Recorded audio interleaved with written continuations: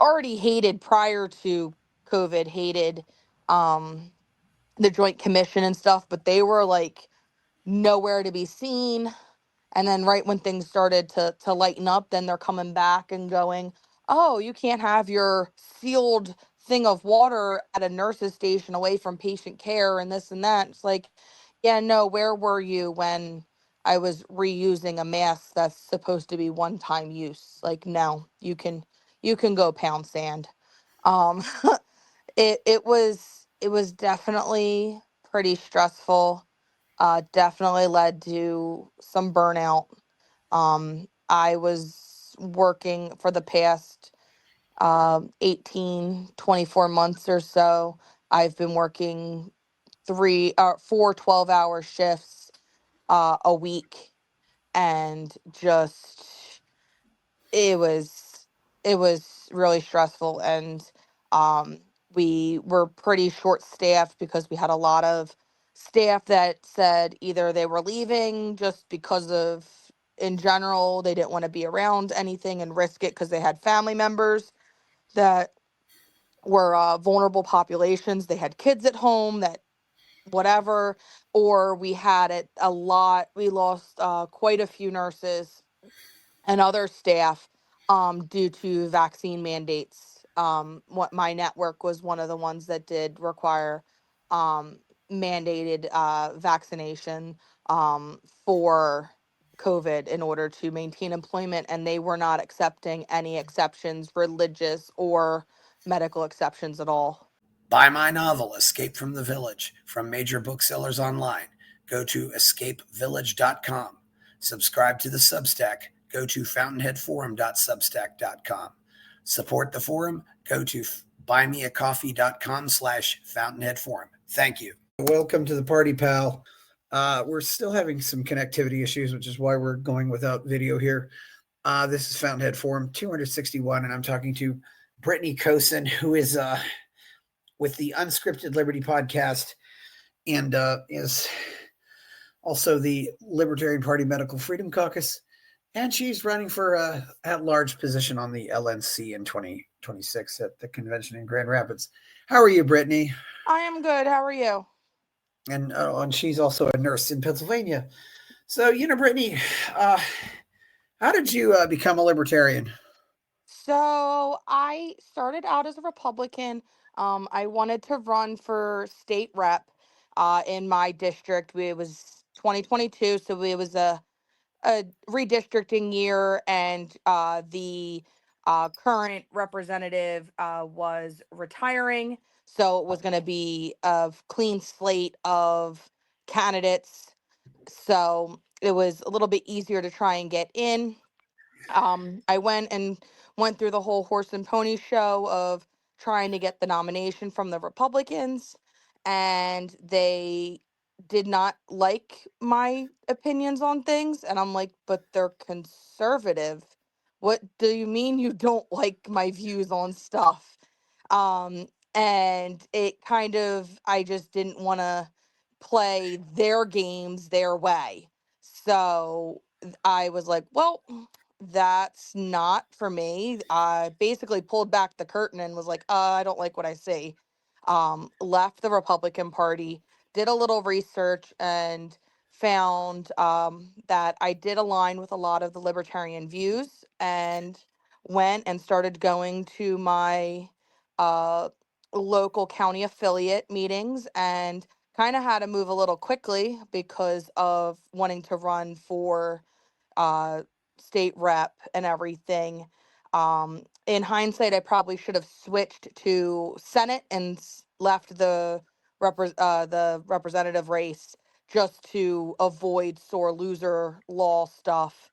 Um, Even though I didn't show up on the primary ballot, I still attempted to campaign for that. So that kind of came back to bite me in the butt. And I have pretty much I hit the ground running in 2022, and I haven't stopped since.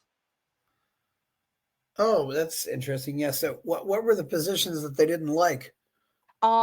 So I am bisexual, and I am not straight out there with it, but I am very for the whole concept of I'll let you do your thing, you let me do mine. We can coexist together and live our lives separately and still work together on things. And they didn't like that. Um, I had a couple different views on uh, gun laws or the reduction of those and everything.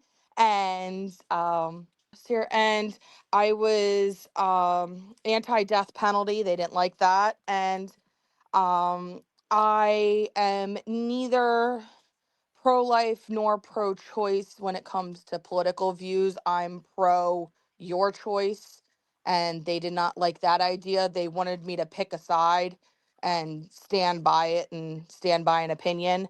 And they weren't big fans that I support my aunt and her partner um, with all of that and their adoption and um, being accepting of different gay rights and stuff. Well, okay, that's a pretty good summary. So yes, you got involved. So you ended up. How'd you do in your race for the House? House, I ended up getting sued off the ballot, but Okay. I still got a handful of write-in votes, but they ended up getting me sued off the ballot for sore loser. Yeah, that's something you have to be aware of. So yes, as you pointed out, you probably, if you'd have run for the Senate, you would have been fine. Mm-hmm. Yeah, but obviously that wasn't. Was that a wide open race too, or not? No, that was against an incumbent, and he was fire chief, and I'm only just a regular volunteer firefighter, so it was a definite losing battle, where the other one, at least I had a potential to at least be an upset, if anything. Oh, you're a volunteer firefighter too. That's Yes, I am. My fairly resume is common. very long. That is fairly common in rural Pennsylvania. Hmm. Yeah. So you got involved, and so did you run for anything in 2024? Um, 24, I did not. I ran in 23 for township supervisor. Um, I did not win that one, but I did get about 35 to 40% of the to vote. And so that was pretty good. And I kept my momentum from that, and I'm running that right into 2025. Okay, yeah, and townships in Pennsylvania are pretty small. Yeah, township is a part of a county. Yeah. So yeah, and so that was a two-person race. Yeah, that was me versus the Republican. Okay, so that's pretty good. Yeah, if you did that well and you hadn't really run for office before since you got sued Yeah. off the ballot. So yeah, so yeah, that's a good showing. Yeah, and that had to be a pretty small township. We're about So 13 square miles. I forget our exact population density, but it's not it's small but not tiny. yeah, Pennsylvania, some of the townships and they're kind of. Well, I think they're basically allowed to redraw them at will, but you'll have a small one, but there might be more people living there. I think they try to. I don't know what they try to do, but I yeah, don't try to understand it. It was just yeah, based on which farms wanted to work together back in the day. yeah, and they have different names. So like in Ohio, it's the township trustee. Yeah. As, so well, yeah, they have all these different names. So anyway, so you've been involved with the. What did you go to the any? Have you been to any of the state conventions or national conventions in the I've Libertarian Party?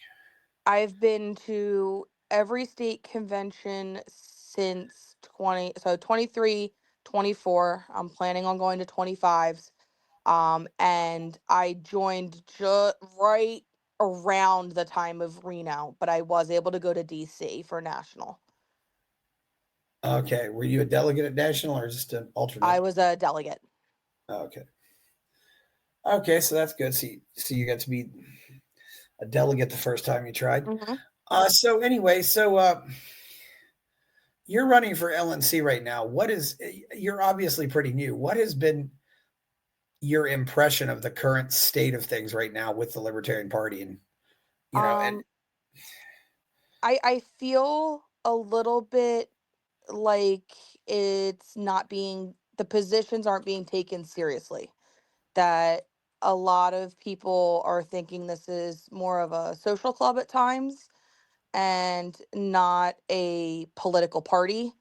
And just, I feel like there's a need to bring some more professionalism to everything. And I wish people would just realize, and that's across honestly everywhere with the LP in general in a lot of places. yeah, I forgot to ask you, have you held any positions in the LP previously? No, I've only been on the credentialing committee. Nothing otherwise. Okay, was that the credentialing committee at a For state or national or? national. Okay. How'd you get onto the credentialing committee? I was one of the couple that were voted on, appointed by the LNC to it. Okay. So who in the LP anywhere do you think is doing a really great job? I would say actually I'm really impressed with how Greg Deal's handling everything with Pennsylvania, and how he handled a lot of stuff with and at the national convention. Um, how everything with Pennsylvania ran pretty smoothly with turning in votes and just kind of corralling and herding the sheep, more so herding cats.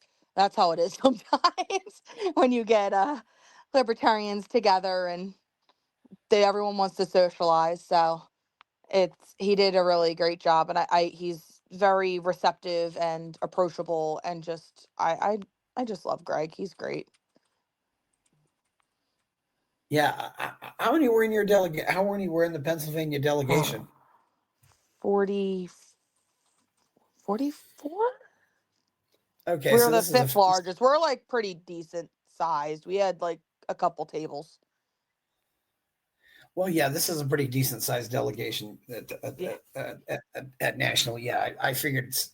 I mean, it's not exactly determined by population, but it's probably No. pretty close to it. Yeah. Yeah. There was a lot of So, us. That's all I can remember. yeah. Is there anybody else? I mean, um, I would definitely also I am pretty well, I'll go down to my county level. I will say Bradley Cooper's pretty good with everything. He's actually the one that kind of started the LP in Bucks County. And he's done a lot to keep it going and keep it thriving, and just really working with everyone, even if he's not a chair or anything. He just stays involved and is boots on the ground as much as he can. Um, and then I have a couple other people I've been working with between the Medical Freedom Caucus and just in general, doing different things throughout national and stuff like that, and interacting with a bunch of people. Um, I don't know if you're familiar with Mimi Robson. I know who Mimi is. Yeah, Yes. Mimi. I love working with Mimi. She's great. And um, Avens O'Brien and Rich Pertel, both of them are great to work with as well. They're always great with giving opinions and perspectives on things, and taking and accepting, and it's a great discussion. There's very few arguments. It's a lot of discussions and opinions, professionally exchanged. What would you, if you get on the LNC, what would you like to see the Libertarian Party do at the national level? Oh, again, like I said, for just bringing a level of professionalism and earning respect as a political party, and really going through and just standing our ground and standing for what we believe in, and not selling out to anyone or any other group to try and get at the promise of funding or anything like that. I would just like to have us stand our ground and love to grow membership and donations and really grow the involvement into the party. Okay, yeah. So, what would you think would yeah, I certainly think membership is a good way to go. What would be some ways to do that? Big thing is starting and really helping the lower tiers, the counties and state levels and different areas that need the help. You can't you need to build a house upon a rock, not upon the sand. When you have a strong, solid foundation, it things go a lot better than when you have a weak foundation, because when you have solid counties, you get great you can get great state levels, and when you have great state levels, you have a great national level. And just really helping get that so that our federal and national delegate candidates and stuff in the future get the help a lot in a lot more states than a couple, and having other states have to help each other and stuff. Even though it's nice to have other states help each other, when you have a great foundation, things go a lot better. And just really getting and standing by our principles that we have. Yeah. So yeah, so that sounds like a good plan. Uh, what do you what do you think could be done? How do you think state affiliates work in this as well? Like I said, it state affiliates, when they have their strong foundations at the county level, the state can help national and help with different things like that. And again, I'm big on the bottom up approach on things. Yeah, certainly. But I think both sides can work together. You being a nurse and also, well, you mentioned a paramedic. What was nursing like in 2020? Can you talk to us about that for a little while? Yeah, so I ended up lucking out and missing a little bit of the true chaos that ensued, because I ended up having my son at the end of 2019. So I was on maternity leave, and I was able to extend my maternity leave a little bit because my husband had also had surgery. And so I went back from maternity leave kind of after the initial start of COVID, in March in Pennsylvania and stuff. So I kind of had a little bit of a gap with that, and grace. But once things really started going and everything, um, it was it was definitely rough, because it was hot wearing the mask and the glasses and the gowns and everything. And then at one point we were reusing our N95 masks, to get them. We could use them for up to 3 shifts in a row.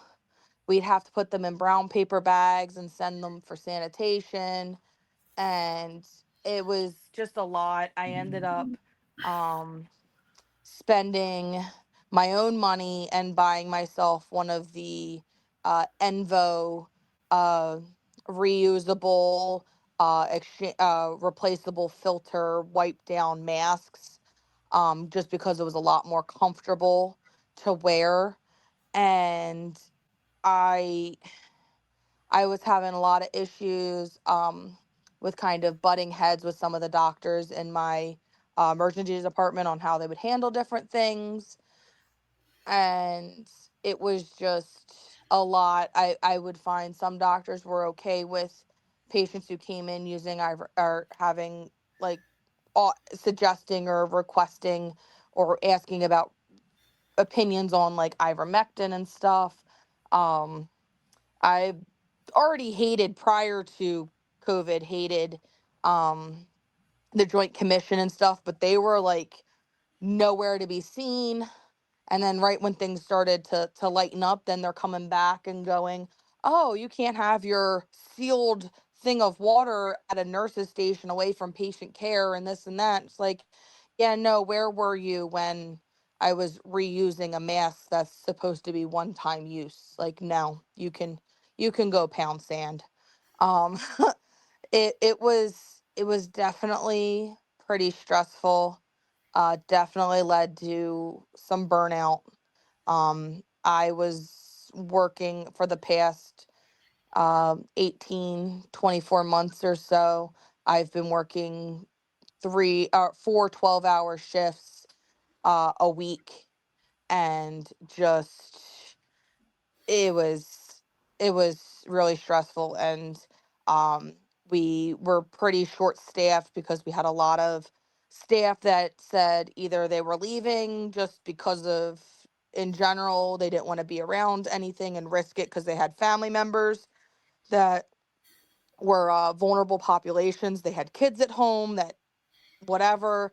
Or we had it a lot, we lost quite a few nurses and other staff due to vaccine mandates. What my network was one of the ones that did require um, mandated vaccination for COVID in order to maintain employment, and they were not accepting any exceptions, religious or medical exceptions at all.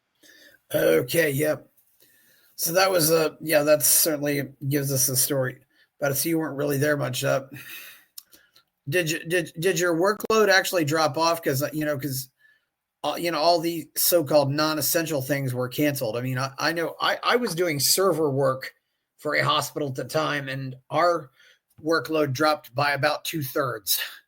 Um, for a while, for towards the beginning, like mid to late 2020 into mid 2021, I would say it did drop off because we had the rules of like no visitors, and a lot of people were afraid to come in because they were afraid to be in a room that a person that had COVID was in, and everything. Even though we did do had a lot of different mitigating strategies to avoid um, infecting other people with cleaning stuff, and using UV cleaning machines, and trying to keep only certain rooms for suspected COVID patients and stuff, just to try and prevent spreading it if we could.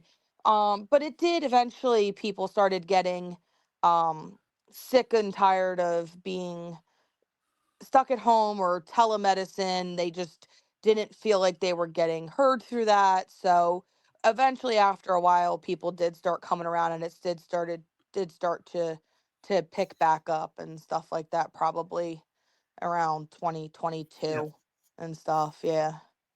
The other thing too, you brought up N95 masks. I wonder, with all the talk about oh, you got to wear a mask among the general public, how many of these people do you think were practicing what you would call proper mask etiquette? I mean, it isn't just putting them on a mask. In many cases they're only supposed to be used once. They're supposed to be cleaned. I know most people were just putting on masks, but the way because they were breaking all these practices, these best practices, they probably weren't doing any good anyway, right? No, you'd have it. It's like a lot of the masks that they were using weren't guaranteed or recommended for use against uh, a coronavirus type virus.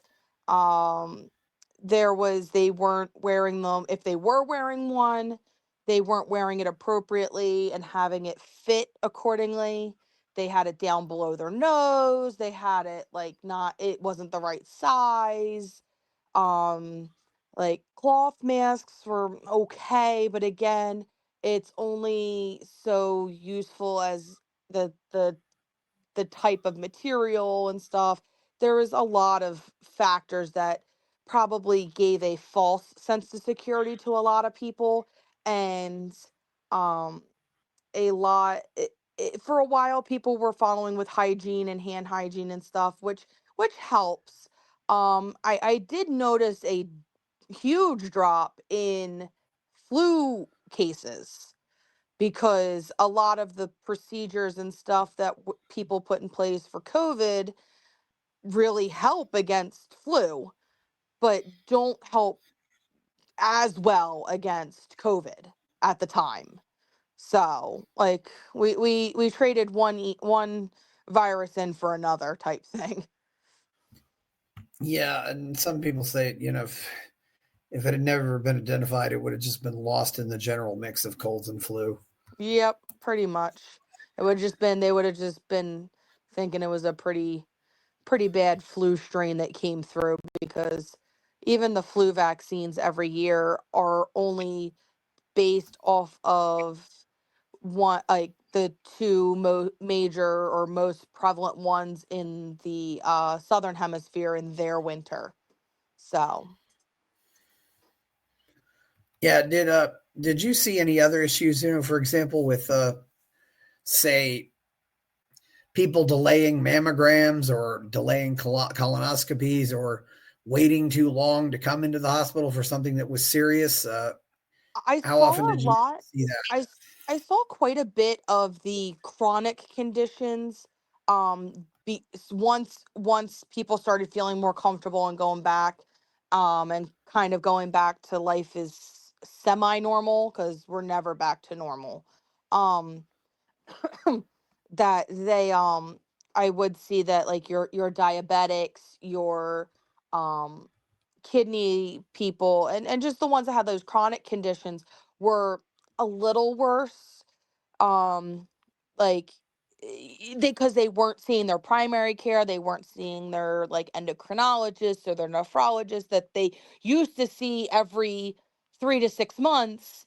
They hadn't seen them in 12 to 18 months, so they hadn't had some of their medications that might have been adjusted over time, weren't adjusted, so they were maintaining the same medication doses that probably their bodies had gotten used to, or something had changed. They'd lost weight, they'd gained weight, they were more active, less active.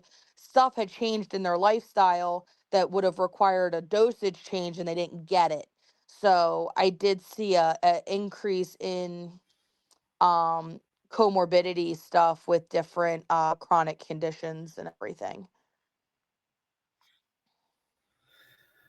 Yes, of course. So, well, you know, uh, I don't know what your impression is, but after my experience, I have a lot more respect for the nurses and the clinicians, but I have a lot less respect for the hospital administrators. Do you want to comment on that? I would agree completely. I'm not I'm sick of pizza parties. I'm sick of the e-cards of the doing a great job, thumbs up, or the really just tacky little prizes and stuff. I work night shift, so I don't see most of the admin, but at the same time, I also don't receive any of these tacky like parties and appreciation events because I'm not there in the 9 to 5 window, Monday through Friday. So it's like a couple things were great. Like once things started lifting off, like hockey game tickets, those were pretty frequent. Um, for the families and stuff like that. Like there was some things, but overall it was like you're just trying to put lipstick on a pig. You're trying to brush under the carpet, but hide it in the closet of how you were pretty much non-existent or and white basically ruling from the White Castle, the White Tower type thing. And it was just, I'm just not a fan of them. I never have been, but it just solidified my opinion on them. Yes. Well, so certainly you probably certainly want to see a lot more things cut back in healthcare, I'm sure, because it's yeah, almost all the problems with healthcare are caused by the government, isn't that right? Yep, all the regulations. I spend more time charting than I do patient care half the time because there's all these new regulations and they want this charted and that charted because this person these patients are complaining, and if they complain then we don't get money from insurance, and insurance can do that because the government says they can, and it's just snowball effect of nightmares. What do you think is the reason for this has been going on for at least 20 years? Why is there a nursing shortage? So it's I wouldn't necessarily say it's a shortage in general of that there's a lack of people that want to do it. It's a lack of proper compensation and appreciation. Um there are, like, it's just some of the pays are not where they need to be for what the job requirements are, and people are starting to um push a big and push back. They'll go and get a job somewhere else that pays them more for what they're doing, or appropriately for what they're doing, or it's less headache for more pay or equivalent pay.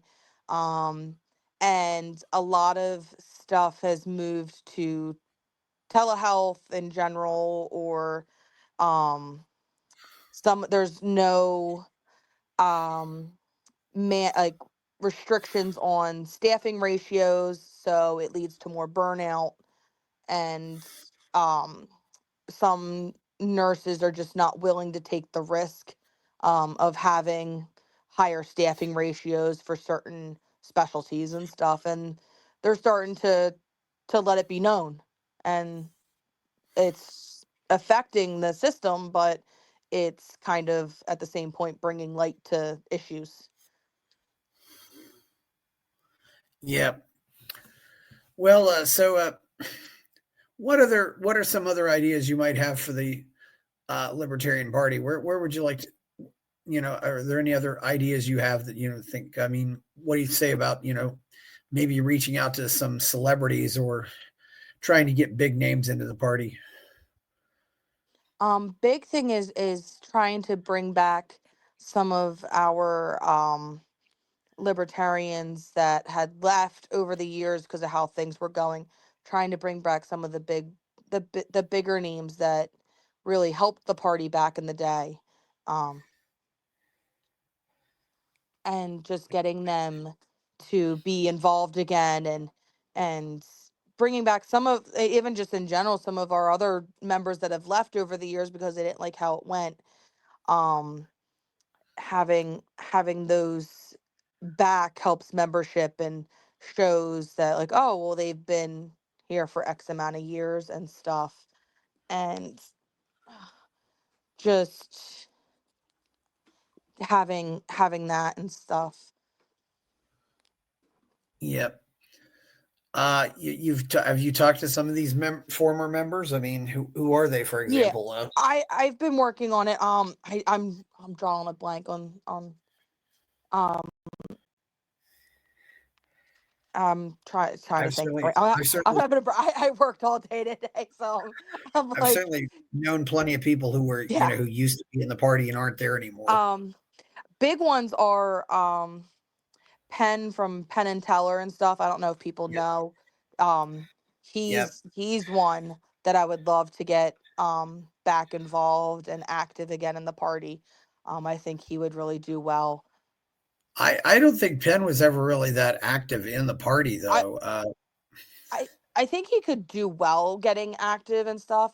Yeah. As well as I'm not sure if you're familiar with Kane from wrestling and stuff. He Oh, was, yes. Yes. yeah. So Glenn having Jacobs. and just getting some of these celebrities and stuff that really kind of Yeah. supported and followed the policies and stuff. But like again, I feel like as a party we've kind of veered away from our core values and policies, and thus that's why we lost a lot of membership, because we've kind of shifted the needle a little, and we need to kind of shift it back to um libertarian values and views. Yeah. Well, I have my doubts about Penn Jillette only because of the way he just he very much disappointed me during when the era of the big bad virus. I think he Hmm. really Yeah, said he wasn't one of us. What? there's a few people that have kind of let us down, but you always got to give people a chance to redeem themselves and maybe show and kind of give them a second chance and see what they can do. Well, I think a lot of us are just worried about, okay, what's going to happen if something like this happens again? Yeah. It's And a lot of people I was surprised that we didn't have something else come up this fall, that something else didn't appear. There was definitely grumblings and murmurs and stuff that something was coming, but it never really hit. So um I said a lot of people now are afraid and are waiting for the other shoe to drop. we'll have another virus scare or something like that. Is that what you're thinking? Yeah, maybe not that.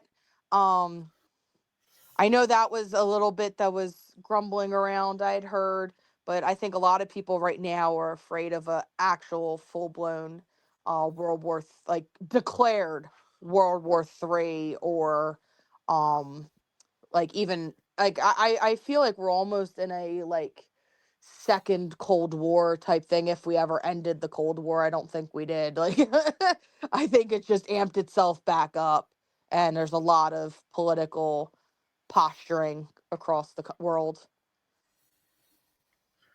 Well, America never wanted it to end. No, I talk about celebrity outreach too. I mean, what would you think about Aaron Rodgers? The quarterback for the Green Bay Packers, who didn't yeah, get the vaccine, is also very much into Bitcoin.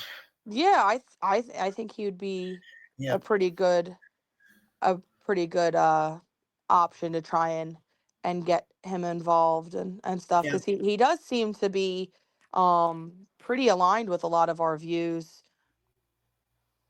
yeah. Well, the other thing too is, here's the I wouldn't, I wouldn't go after an active athlete, but when you got an athlete who's, getting toward the end of his career Hmm. or is no longer, I think that's, you don't, because when they're playing, they're too busy. But once he's retired, he might want to look for something else to do, and he's got to fill that void. Yeah, and also you have it too when they're active, they are kind of handcuffed by some endorsement deals and stuff like Yes. that and stuff. So it gets a little hairy. But when they retire, I think that would be great, because then they really, that's when they really shine and show their true colors and stuff, because they're not handcuffed to anything anymore. Well, they might still get endorsement deals A little afterwards. bit, but they get a little more freedom and stuff like that. They're not a active representative of a team or the ownership of the team and stuff. Yeah, certainly. So, what do you, what would you, what kind of, are there any structural changes you'd like to see in the Libertarian Party? Changes to how things are run at conventions, changes to, how people are elected. If we can ever get to bylaws at the national convention or at the state Yeah. convention, what ideas do you have for that? So I kind of like I like how Pennsylvania, it's not written in how Pennsylvania does it. It's just kind of how we've kind of fallen into line, that on like for us for odd year um conventions, it tends to be more bylaws and stuff. Even years tends to be our elections and our candidate nominations for different offices, because it just tends to be more state and federal offices are on even years. Um, So I would also like, so with that, I think in order to touch on bylaws at a national level, I think we could possibly do a annual convention so that we aren't trying to squeeze 2 years worth of stuff between elections and bylaws or different things into one weekend. We have it that you have like even years or this, odd years or that, so that we can get more done and have it that you can have more people would be involved or be like, okay, well, I really want to work on and have a say in bylaws and planks and platform stuff. So I'm going to be more likely to try and come on odd years say, because so it is expensive when you're having to go all over the country for different things. It does also give a chance for more states to be able to host it, and make it accessible for a lot more people, um, and just having kind of that set alternating thing for um, elections and bylaws, because then we could get a lot more accomplished. True, but I don't know how that would work with having a national convention every year. Just you know, I live in Texas, and we managed to have our state convention every 2 years, so we somehow get it done. So Yeah, in Pennsylvania we we do have. do every year, and we kind of rotate between western, central, and eastern Pennsylvania parts of the state, so that it's never too hard to get to it. Like, yeah, you have some from the west. Yeah, it's tough to get to the eastern one, but the next year it's going to be central, so you're going to have more people able to make the next one. But just having it's you can get you can get a lot accomplished in every 2 years, just when there's so much on the the list and the docket. It's tough. You need to kind of figure out, and it needs to figure out prioritizing stuff, and there's a lot of opinionated people in the party in general that drag some things out longer than they need to be, um and certain things didn't need to take as long as they did, and that's part of why we don't get to certain things at convention. Yeah, we definitely know we get certain things at convention. Uh, you know, I don't know if you spend as much. Does Pennsylvania spend as much time on the elections? I mean, in Texas, the elections go pretty quick because we're we we're do everything electronically. we're pretty quick. We've actually had it the last three conventions. um we have finished pretty much. So we kind of have a little bit, not much Friday night. It's just kind of like intros and a party. Saturday is a pretty good business day. um we've pretty much finished with maybe like one or two items left for Sunday morning, and we can finish it mostly in a day plus like 2 hours. And we actually have had quite a few times where we've been able to do some trainings or some like Q&As on how to do different things, or how what counties need and stuff like that. Yeah. Do you have county conventions there? Or is it pretty much just whoever No, shows up? it's just state. um our counties are, some of them are small. I think Bucks is one of our larger counties with like Yep. maybe Alleghenies are our largest. Bucks is two. Um, but Bucks is number two with like 10 to 12 members or something like that.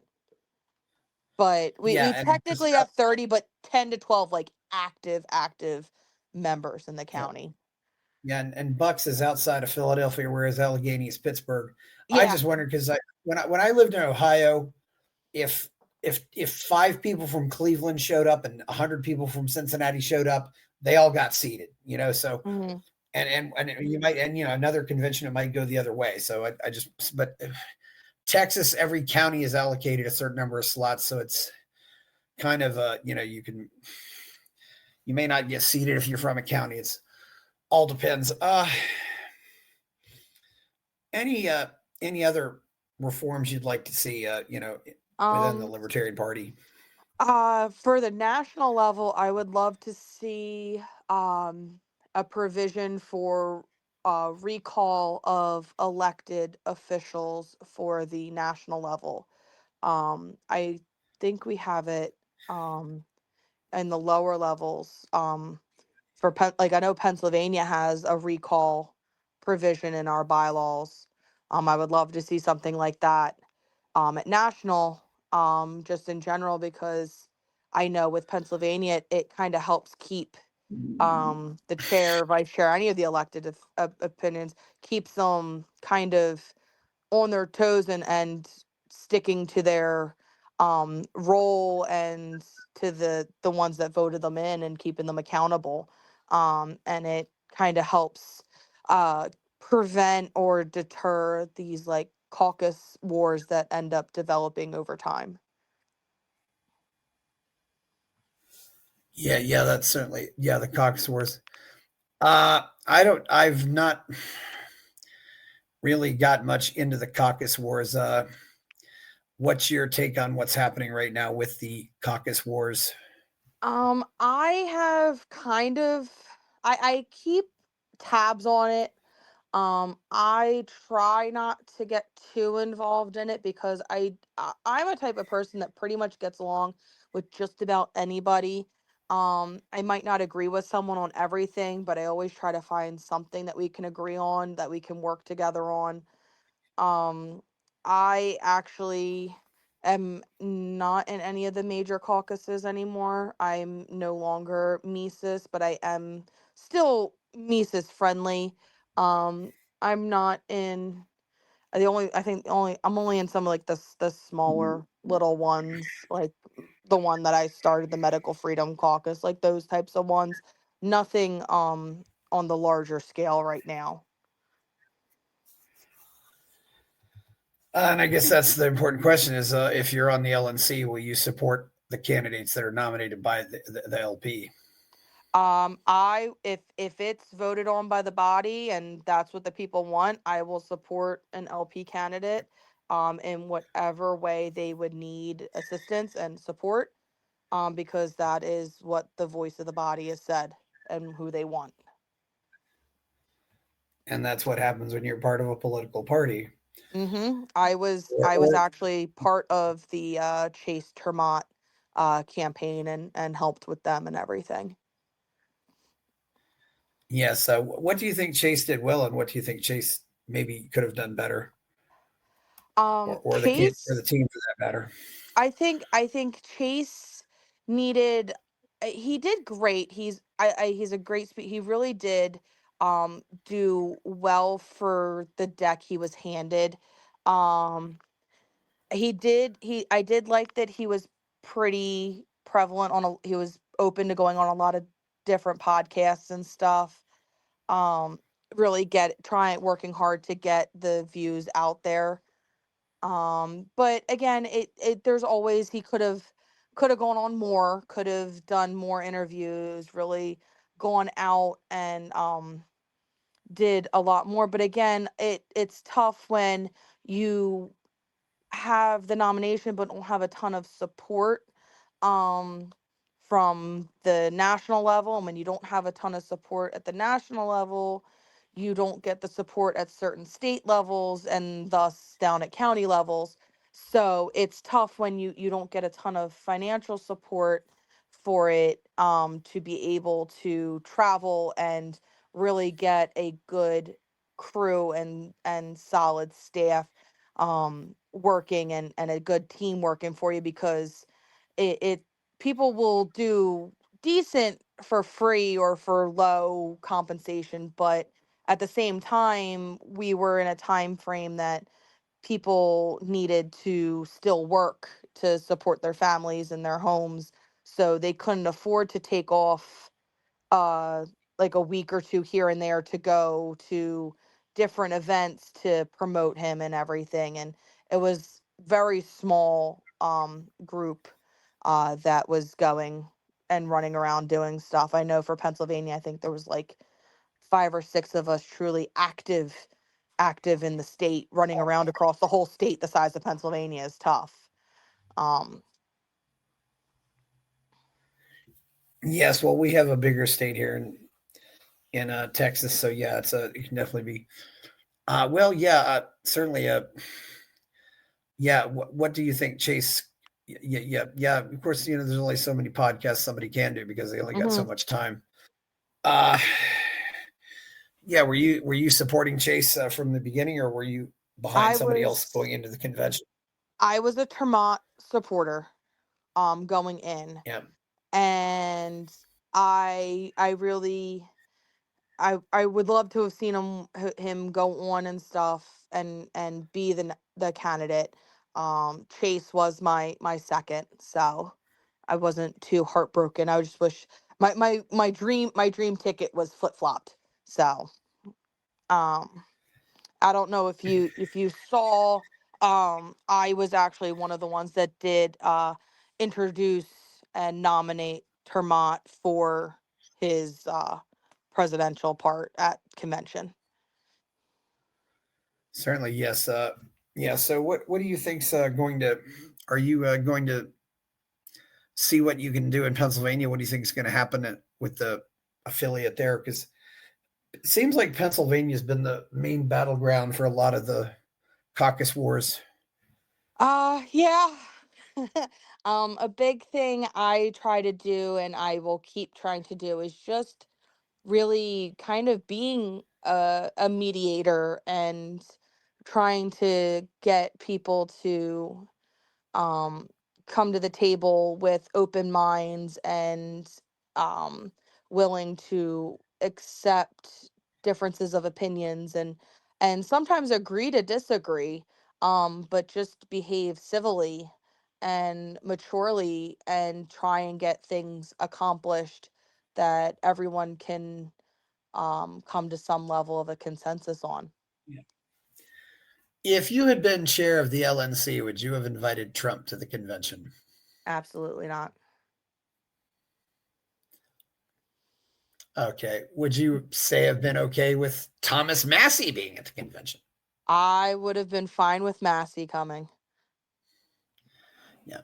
But coming, being there, having a full event like Trump did, maybe Yeah. not so much. We could have done more. We could have honestly used that time for other stuff like bylaws and Yeah. stuff.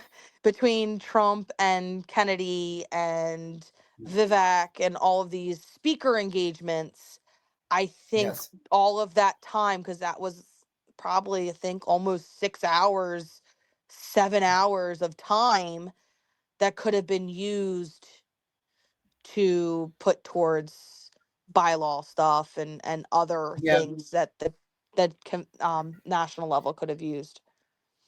Well, unfortunately, there's a lot of time got wasted at both the last conventions with credentialing and stuff like that. Mm-hmm. And I don't know about you, but I've also said that I want to have a 2/3 rule. I don't know if this would involve altering Roberts, but I'd like to see a 2/3 rule on adjournments. So if somebody moves to adjourn, that adjournment, it can't just be a majority; it has to be 2/3 I think it because would have to be we could have gotten more. We could bylaw. have gotten more. Yeah, we could have gotten more work done on Friday and Saturday. But we, had both these call for adjournments for no reason whatsoever, just Exactly. because. And I've been around enough conventions, and a lot of times it's just I want to go, and and they can't be debated. So that's something I might favor too. Make them debatable, you know. Yeah. But Either make them debatable or make it a bylaw, something in bylaw, because bylaws can yeah, actually sometimes trump Roberts. So we yeah, have it that if there isn't anything stated in the bylaws, then it just defaults to Roberts. So Yeah. Well, yeah. Well, I've also said too that if somebody moves to adjourn and fails, they have to leave. Uh, they didn't want to be there anyway, so just leave. Yeah, You know, you adjourned yourself. yeah, that's the whole thing. I want people to adjourn themselves if they really don't want to be there, and I've seen it happen where somebody moves to adjourn and goes as fast as they can to the bar. Just get up and leave. Yeah, Don't screw up convention business just because you want to go to the bar. Uh yeah. yeah. So that would have been.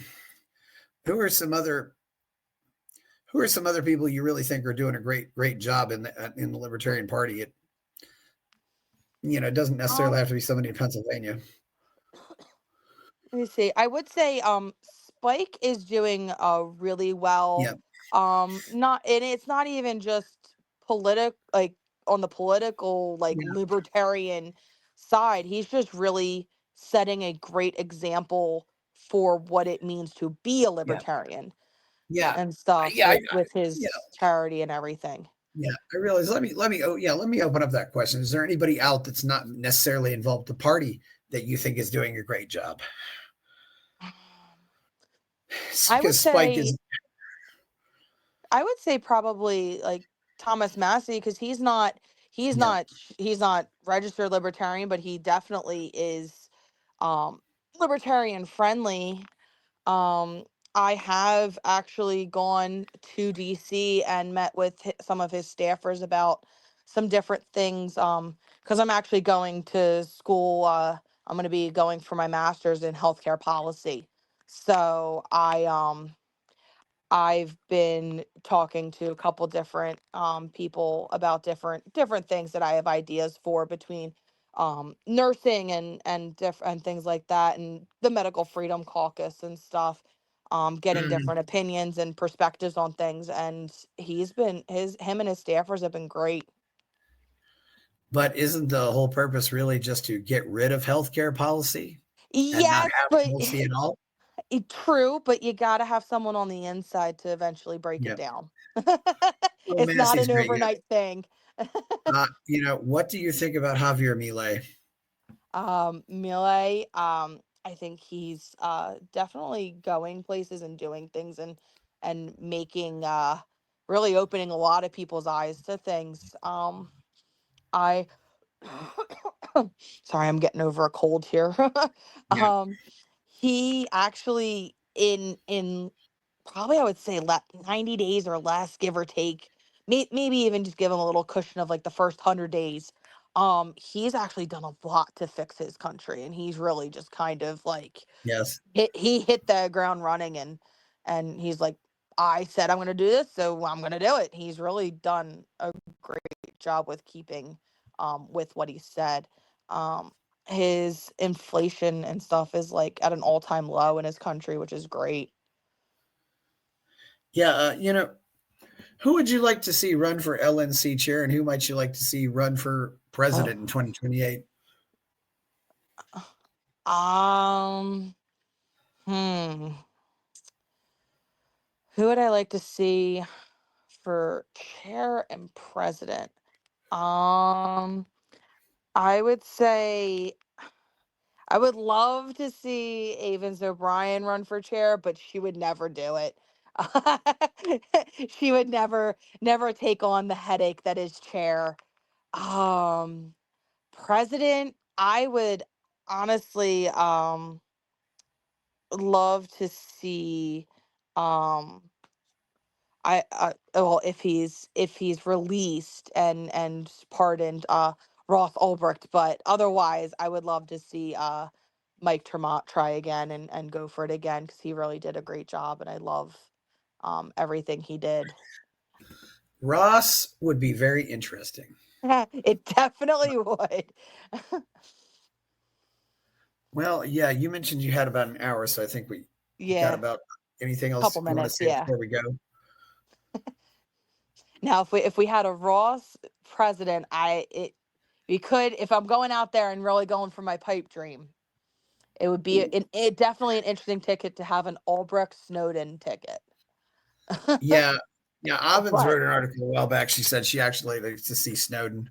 I think I mhm. might like. Yeah, Yeah. So what do you want to say before we go?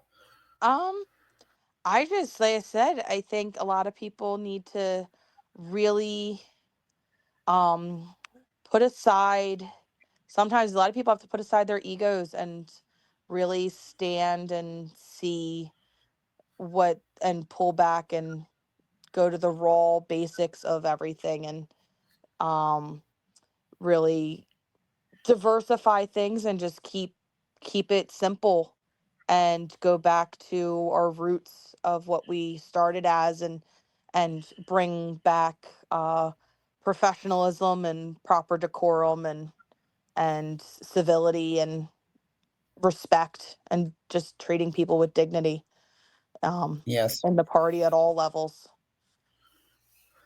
Okay. Where can we find you out there?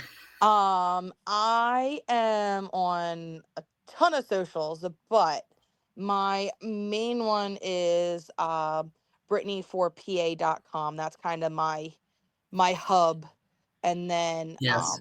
Unscripted Liberty is everywhere on all of the different streaming platforms for podcasts. And then Brittany Kosin for LNC.com is my LNC campaign page. Yeah. Yeah. Well, please. That's great. Please like this video, subscribe to the channel, check out my Substack, go buy my novel Escape from the Village, and go to buymeacoffee.com. Thank you, Brittany Kosin. We are out. Buy my novel Escape from the Village from major booksellers online. Go to escapevillage.com. Subscribe to the Substack. Go to fountainheadforum.substack.com. Support the forum. Go to buymeacoffee.com/fountainheadforum. Thank you.